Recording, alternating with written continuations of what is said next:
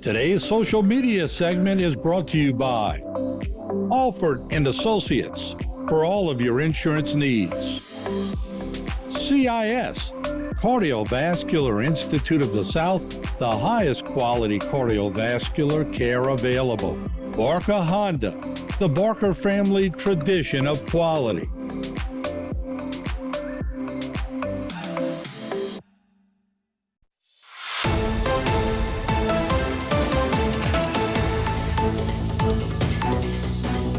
All right, welcome to a very special program, and I know a lot of you are going to show you Hurricane Beryl in this program only to let you know what's being done around Louisiana. Now, I've interviewed my guest today as a legislator, as a parish president of Terrebonne Parish, but today he's the chairman of the CPRA, the Coastal Protection Restoration Authority. Gordy Dove is with us today. Good to see you, Mr. Chairman. How are you? Good to see you, Martin. You know, we have to bring this on. I just had the levee district on. I've had the parish president on before to talk about things happening now in the parish. But as the CPRA chairperson, you've been tasked. And to be honest, I can't say that there was any better person to handle this through my experience in watching you take on projects. Now we're looking at the whole coastline of Louisiana. The governor has appointed you chairperson. And I know you're working with Tony and others on that board. But when you look at a Hurricane Beryl or other storms that are affecting us, talk in generalities now about Louisiana and what y'all doing to shore up the coastline. Yeah, well, Martin, as chairman of Coastal Protection Restoration Authority, I'm tasked with 21 parishes in the coastal zone, which is from Mississippi to Texas. And of course, I'm familiar with the entire coast, but I'm more familiar with Terrebonne Parish, of course. And as a state representative, I was chairman of Natural Resources. I originally sat on the CPRA in its inception, and when we created it back under the Blanco administration, and so I'm very familiar with it. But where I want to take CPRA is to expedite projects like we did in Terrebonne Parish. The key is these projects take 6, 7, 8, 10 years to get them off the ground, and that's got, we can do better than that. And CPRA is a great tool. It's been a great tool. It's done a lot of work, and we plan to improve it. Of course, one thing we're improving it on is, I believe, is to fortify the barrier islands and coastline from Texas to Mississippi a lot better position than where we are now. And you're thinking a little more statewide, all these coastal areas, like you said, you used to take care of Terrebonne, but you got Grand Isle and you got Calcasieu and you got all these areas now. So what are some of the projects, if you could bring us through them? Well, talking with the governor, of course, his priority is, Governor Jeff Landry's priority is fortifying the coast, which is mine also. And of course, one way to fortify the coast, besides rebuilding islands, is for sustainability, which is segmented breakwater rocks. And I'll show you some pictures as we progress on. And we've got a long way to go. Grand Isle has rocks on about a little less than half the island, and we're tasked working with the Corps on getting on the rest of the rocks, and we're going to have an announcement to make in the near future where we at on all that with Governor Jeff Landry. And like I said, to me, you fortify the coast if you're going to save and protect what's within it. I mean, we don't want the Gulf of Mexico lapping at the Boganza to the Gulf or the South Lafourche levee district, or we're looking at a levee system over in Iberia, which has never been built, and we're looking at getting that kicked off. And Grand Isle's really our barrier island. They're a community, and we always want to protect them. People love to go there, but let's be realistic. They are a barrier island to a lot of other people. And segmented breakwater rocks work. Yeah. I mean, they've worked on Grand Isle, they've worked on Raccoon Island, which I'll show you in a few minutes, and you've seen it many times. And it sustains it and it keeps it built, and along that, we're looking at marsh restoration, we're looking at hurricane, we're looking at funding the disarmament floodgate, which has been under design and engineering for quite some time, and they actually had to run new models because after Ida they realized reverse heads, like Mitch was talking about earlier in one of the other programs, is about how they're running models now for reverse heads. From Ida and Zeta. And Zeta, that's correct. And so we've learned a lot on that. And a hurricane like that passed us like Beryl. Thank God we dodged the bullet. But I mean, a hurricane like that wouldn't bother Terrebonne Parish. Right. I mean, it would bother you because you'd have downlines and you'd have problems. But I mean, as far as flooding, it's a very easy storm surge for Terrebonne to take. And well, we went from 11,000 plus to 2 or 3 in Ida, and that's a testament to what y'all did. Right. For Barry, for Barry, we really came from Katrina. From really Rita was 11,000, and Barry was just a few homes. Right. Correct. So I mean, so it's definitely getting better, and you got a good levee board here. And governments, Terrebonne Parish government, we built up 30 pump stations and 2 lock systems. Of course, the big lock system in the H&C. You won't have to shut these gates. You could shut these floodgates down, but with the H&C operating as a lock system, so you can look at it. So Dolores can leave and go with if somebody has to get out. Dulac can, Petit Caillou can, Chauvin can, and of course Cocodrie up to the floodgate could come back out through Lake Boudreaux and go out to Houma, and that's 3 years away, that $300 million lock system. All right, let's do this. We'll take a short break. When we come back, the chairman's going to show us some slides and sort of educate us on what they're doing now. He's not only thinking locally, he's thinking statewide. He's been tasked to do that by the governor, Jeff Landry. Can't wait to hear what the projects are. We'll be right back.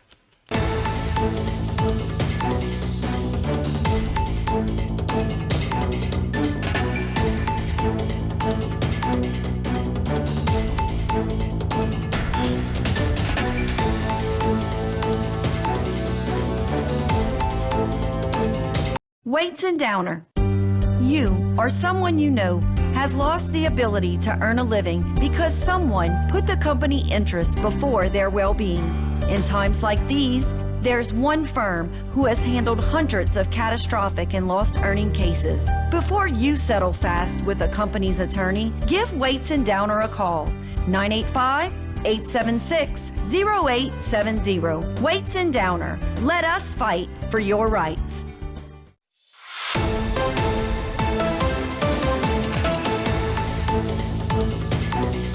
All right, we're back. Not to confuse anybody, we're with the CPRA chair, and that's Gordy Dove. And we're not talking about just localized events. We're talking about statewide events because he is the chair for Governor Jeff Landry when it comes to protecting the coastline. Of course, a lot of that coastline, too, is Terrebonne Parish and Lafourche Parish, and he's very familiar with those areas as well as Grand Albert.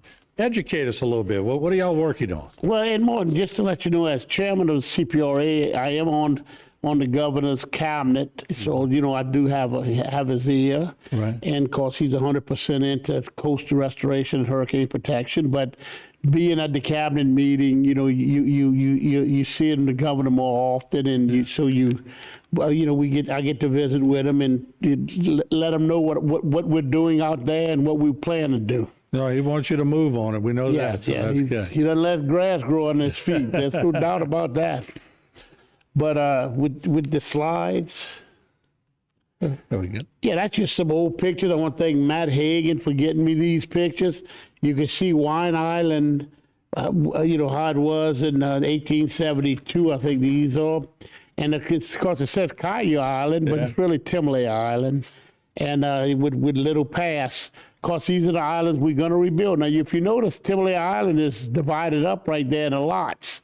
At that time, I'm told they were selling lots back then or trying to sell them. That's incredible. On the islands. I mean, the islands were so massive back then.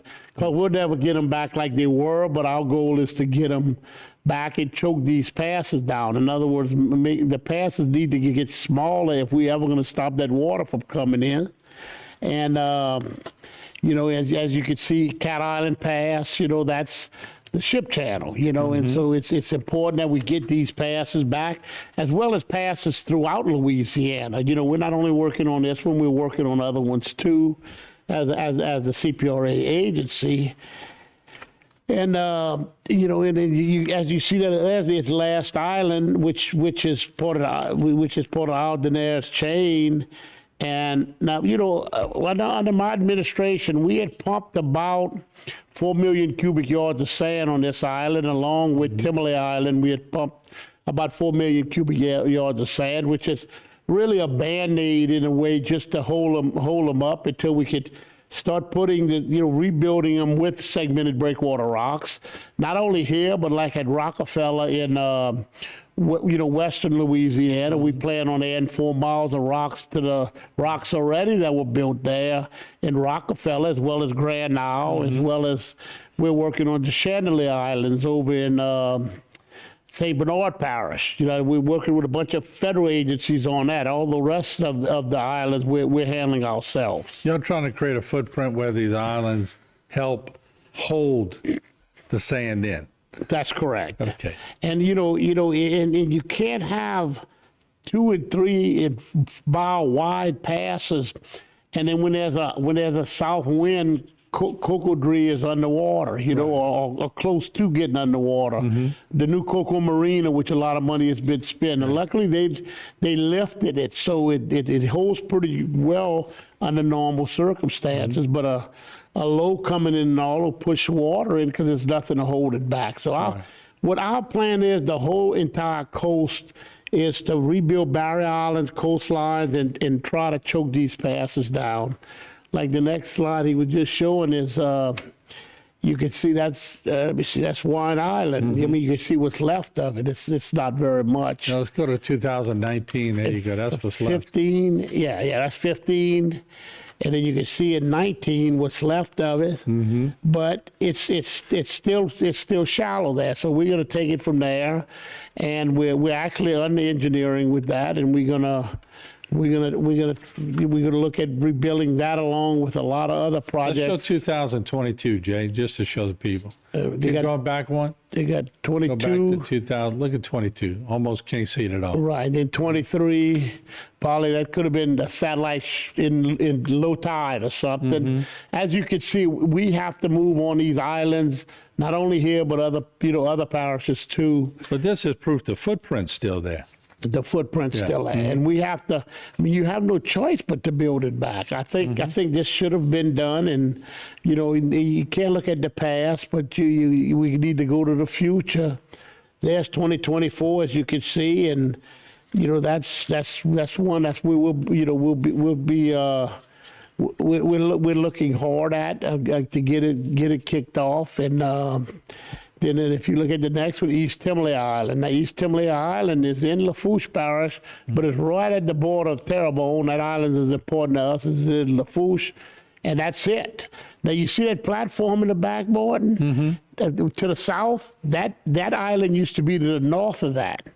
What happened is you had all them hurricanes, those two hurricanes and 3 storms in 20. You had Barry in 19, then Ida, and then moved that island behind it. So the islands are shifting. Well, they're shifting because of the hurricane. Yeah, okay. Now, some say they migrate north, but this migrated like in 5-6 years. So that's not migration. That's good old-fashioned Mother Nature. Yeah, no doubt. And then if you see East Timberlake Island, that's 2018. You can see they had a little bit more island there. That's 2019, started eroding, even worse. Now, when I left CPRA, they were engineering this island, and they just stopped, and they shelved it, which I believe was a big mistake. And yeah, look at 21. So yeah, that's 21. That's East. This is in Lafourche, but this is as much Terrebonne as it is anything. And in 23. And then 23. This is after the island was moved behind the platforms. Right. And of course, that's a task. That's one of our tasks that we're looking at, and let's go ahead and move forward on. And Well, let's hold on. We'll talk about Timberlake. What we'll do, take a short break, come back. We're with the CPRA chair, Mr. Gordon Dove. Don't go away.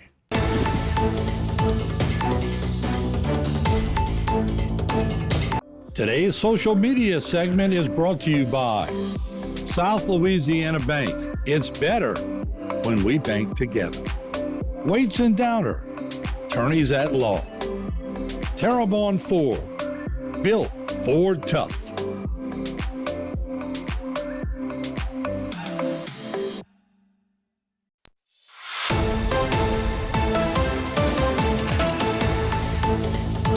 All right, we are back. Martin Foss here with the CPRA chair. I've had to learn so many titles for this guy. It's unbelievable. He was representative, then he's parish president, now he's the chair, and it's a statewide chair. He's on the cabinet of the governor, so the governor's tasked him, and rightly so. No one else, I can't compare anyone else. There's only a handful of people that could really know the area like Gordy Duff. So finishing these projects on our last segment, I know y'all working hard, and some other things that have come, and I just maybe fill in the blanks here. Yeah, Bart, and like I said earlier, we're looking at Chandelier Islands and Breton Islands, and another thing we're looking at doing with the Chandelier Islands, also Barataria and Terrebonne is putting land bridges in all these areas, and in Terrebonne Bay and Barataria and Breton, because we have to reestablish the North Banks. Now, believe it or not, those were in there 10 years ago when I was in there, and for some reason, new administrations come along and take them off, and so we're going to put them back, and What you got, a lot of concentration on the entire Gulf Coast. You got about a $2 billion budget, CPRA? 1.7 billion. Pretty close. Pretty close, yeah. Okay, all right. And so the next slide is Timberley Island, and I'm showing you the ones in Terrebonne because we're doing we're looking at Marsh Island over in Iberia, so we got a lot of other islands we're looking at, but this is Timberley Island, which is 2019, and you can see in 22 you can see where we had pumped that sand. We had pumped some sand on there trying to help repair the island. And then in 2017 we did Whiskey Island, robust island, beautiful job, $118 million. I tried to put rocks back then as a parish president and was unsuccessful. That's, some people like rocks, some don't. I believe in them. Everyone believes in them. The segmented breakwater rocks work. And then look at Raccoon Island in Whiskey Island in 2019. Look how much sand is lost. Remember, Well, y'all put the rocks real early on. You could tell by the air they work. Well, I'm going to show you on Raccoon Island where we put them. Raccoon Island. Yeah, so Whiskey never had them. But so you could see Whiskey 2019 and look at 23, you could see how it started taking a beating. Now, this is what we presented back when I was parish president. The next slide was the rocks. Now, that was never installed, though we're going back to that to get them installed. And the segmented breakwater rocks would have retained that island from losing as much, you see. But we still have the plans for that, and we're going to move forward on it. At least that is the plan. Just as soon use them, you got them already. Well, we got the plans. Yeah, we just got to refresh them, and and then the final slide is Raccoon Island, which was done in 1999, and you can see the reason I showed you this 20 slide is it was doing fine, and then Barry came along in 19, and then remember in 20 we had all them storms and hurricanes. You could see how it ate away some of the island. Right. Then you look at 22, and it shows where the island started rebuilding itself. What a good example. I mean, you could see. Yeah. Remember, we didn't go out there and pump sand. It just started rebuilding itself, and I really have another slide that's not on here, but in 2023, it really shows. Oh, no, there it is. It is on there. It's not on my copy. Okay. But look, that's 2023. Look at it. Okay, and that took a beating for the years before that, and it replenished itself. So that is the model. That in Grand Isle, the two models, Grand Isle and Jefferson Parish, that rocks work, and some NGO, one NGO has put a resolution about its should be used as a standard tool for Louisiana. Some people are coming around. Yeah, I think so. And I remember, I mean, so many people have brought up, you have been screaming rocks as long as I've known you. Matter of fact, the president came down and nicknamed you Rocky because of your rock. I said it so many times, but you know, Martin, and then when we put it together, and Tony Alford is he's chairman of the advisory committee, so he has a direct ear, with the governor. He's of the advisory committee. Plus, we both sit on the board. So the governor's getting and I'm chairman. Yeah. So we've got a lot of Terrebonne representation. And then, we went ahead and interviewed and we recommended to the governor a guy named Glenn Leday. He's from Thibodeau. And this guy has a master's degree in coastal engineering and an engineering degree in civil engineering. The executive directors in the past, nobody was ever an engineer, and I thought you should be an engineer. Not that the ones in the past that do a good job, I'm not saying that, but I like an engineer in that position, and we have a good one, and he's really, really moving this thing forward, working with us and the board, and so we've got a lot of things going on that's really coming together. All right, what we're going to do, of course, the show's over, but the chairman has promised us that he is going to come on repeatedly as they introduce news, and he may bring the governor one day and we'll get some updates. But this is a very robust project for the state of Louisiana, and they're moving forward with it. And we appreciate him joining us today and giving us an update. And we appreciate you joining us and listening to the update. And we'll see you on the next program.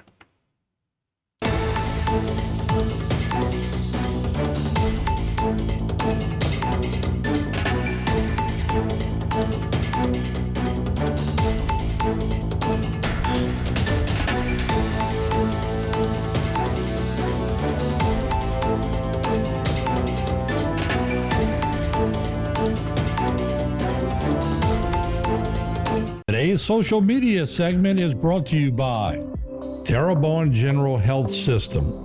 Your health is our legacy. Rouse's, you're either local or you're not. Buick, the craft of modern luxury.